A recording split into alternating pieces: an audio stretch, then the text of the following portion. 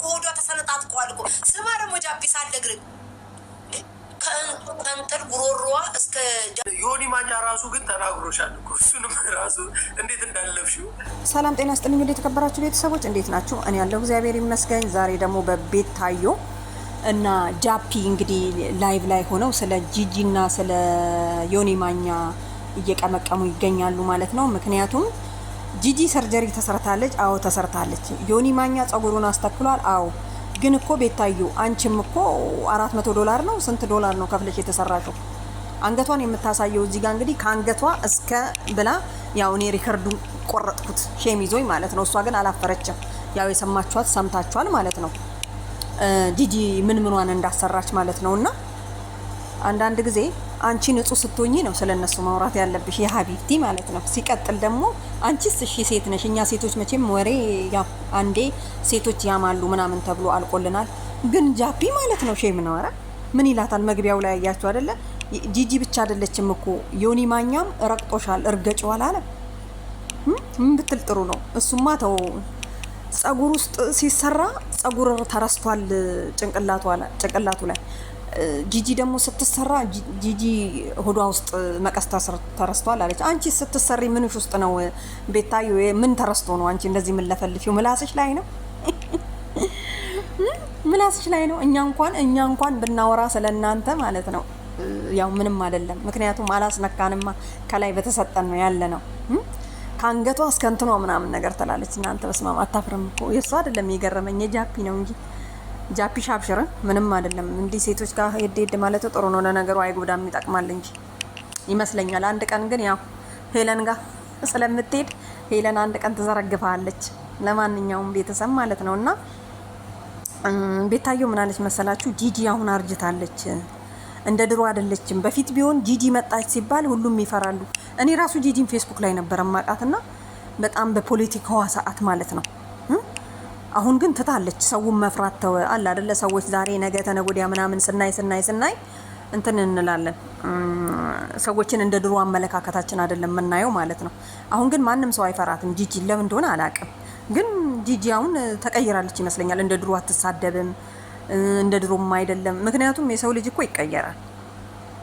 ለምን አሁን ቤታዮ ጂጂ አርጅታ ነው እድሜዋ ስለጨመረ ነው ከሷ የበለጡት ስንቶች አለው አይደል? ይሄው ሚዲያ ላይ ሲለፈለፉ የሚውሉ ተረታይ። ስለ ዮኒ ማኛ ደግሞ ስንሄድ ማለት ነው ዮኒ ማኛ እርገጭ ማልክ እሷ ራሱ መርገጡን መቻወቀችና ትላንትና ስትረግጠው ነበር እንዴ? እኔ ራሱ ሰምቻለሁ ማለት ነው።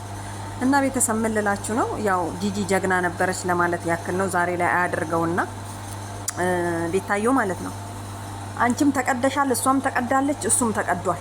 ሶስታችሁ እሱም ጸጉሩን አስተክሏል፣ አንቺም ከላይ እስከታች፣ ጂጂም ያው እንደምታሳየው ከአንገቷ ጀምራ እስካልሽበት ቦታ ድረስ ማለት ነው። ምክንያቱም የሰው ልጅ ለመቀየር እንግዲህ ገንዘብ ሲኖር ማድረግ እንፈልጋለን ሁላችንም።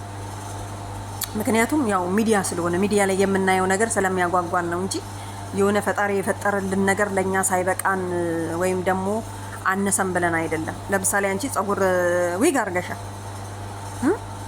ለምን አላሰራሽም? ሴቶች ማሰራት አይችሉም እንዴ? በነገራችን ላይ ቤተሰብ ማለት ነው እኛ ነፃ ስንሆን ነው የሰውን ማውራት ያለብን። እኔ ያሳዘነችኝ በእውነት ጉሮሯ ራሱ አለመድረቁ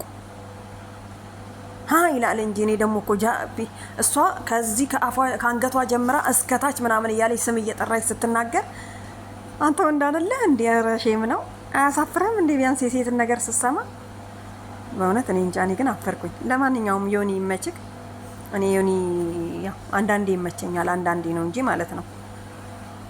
ትላንትና ከሄለን ጋር ሰምቶ መጥቶ በጣም የሚገርመኝ ነገር ሄለን ስታወራ ለካ እንደዛ ስትሳደብ ሁሉንም ስትሳደብ ማለት ነው በጣም ትልልቅ ዩቲዩበሮች የተባሉ ትልልቅ ቲክቶከሮች የተባሉ ያዳምጧታል። ምክንያቱም ስለ ኔቨር አፕ ስታወራ ዮኒ ሰምቶ ሌላ ቤት ውስጥ ቁጭ ብሎ እንዲያለች እኮ ብሎ ለጆከር ሲነግረው ሰማው ማለት ነው። ስለዚህ ያው ሚዲያ ወሬ ከዘራችን ነው ብንለው ራሱ ጥሩ ነው። እኛም ወሬኛ ሆነናል። ምን ድሮ ጨዋ የምንጫወት ሰዎች ዛሬ ላይ ይሄው ወሬ ቢያምረን አይደል እንዴ እናንተና ፈጠጣን የምናየው። እኔማ ትላንትና ጉቺ ቤት በልጅቷ የተነሳ እንዲሁ ስሳቀቅ ነው ያደርኩት። ከምር ፊቷን ጨምድዷት ምናምን ያ ዱቄት እንዳለ ማለት ነው። እና ጂጂ እንኳን ያው ለሚዲያው አዲስ አይደለችም ለማለት አይደለም። አንገቷን ምንዋንም ብታሰራ መብቷ ነው። አንቺም እኮ ብለሻል ሁሉንም ነገር አስጠባብብ ያለው። ስለዚህ ታዲያ ጂጂ ብትል ምን ችግር አለው? እኔም እያሰብኩ ነው ገንዘቡ አንሶኝ ነው እንጂ የተወሰነ ቦታ ምክንያቱም ያ ለሰው አይን እንጂ ለሌላ ነገር በሽታ ነው።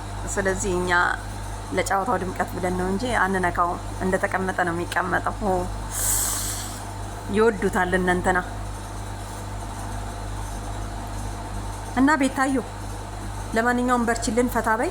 ለማንኛውም እኛ ለጊዜው ይበቃናል፣ ልንተኛ ነው ቤተሰብ ባይ